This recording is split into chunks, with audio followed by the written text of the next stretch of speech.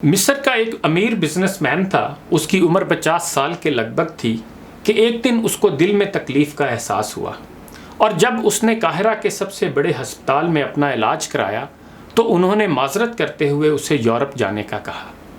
Europe میں تمام test مکمل کرنے کے بعد وہاں کے ڈاکٹروں نے اسے بتایا کہ تم صرف چند دن کے مہمان ہو، کیونکہ تمہارا دل کام کرنا چھوڑ رہا ہے۔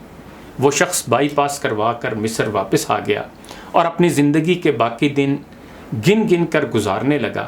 ایک دن وہ ایک دکان سے گوشت خرید رہا تھا جب اس نے دیکھا کہ ایک عورت کسائی کے پھینکے ہوئے چربی کے ٹکڑوں کو جمع کر رہی ہے۔ اس شخص نے عورت سے پوچھا، تم اسے کیوں جمع کر رہی ہو؟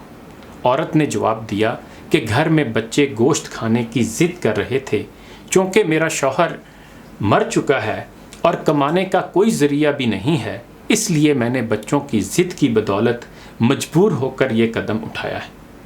اس پھینکی ہوئی چربی کے ساتھ تھوڑا بہت گوشت بھی آ جاتا ہے جسے صاف کر کے پکا لوں گی۔ بزنس مین کی آنکھوں میں آنسو آ گئے۔ اس نے سوچا، میری اتنی دولت کا مجھے کیا فائدہ؟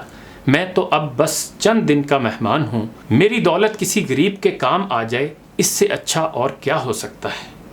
اس نے اسی وقت اس عورت کو کافی سارا گوشت خرید کر دیا اور کسائی سے کہا، اس عورت کو پہچان لو، یہ جب بھی آئے اور جتنا بھی گوشت مانگے اسے دے دینا اور پیسے مجھ سے لے لینا۔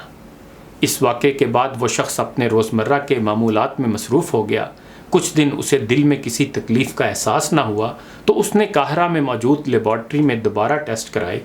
ڈاکٹروں نے بتایا کہ رپورٹ کے مطابق آپ کے دل میں کوئی مسئلہ نہیں، لیکن تسلی کے لیے آپ دوبارہ یورپ میں چیک اپ کروائیں۔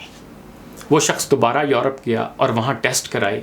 رپورٹس کے مطابق اس کے دل میں کوئی خرابی سرے سے تھی ہی نہیں۔ ڈاکٹر حیران رہ گئے اور اس سے پوچھا کہ آپ نے ایسا کیا کھایا کہ آپ کی بیماری جڑ سے ختم ہو گئی؟ اسے وہ گوشت والی بیوہ یاد آئی اور اس نے مسکرا کر کہا، علاج وہاں سے ہوا جس پر تم یقین نہیں رکھتے۔ بے شک میرے نبی حضرت محمد صلی اللہ علیہ وآلہ وسلم نے سچ کہا تھا کہ صدقہ ہر بلا کو ٹالتا ہے۔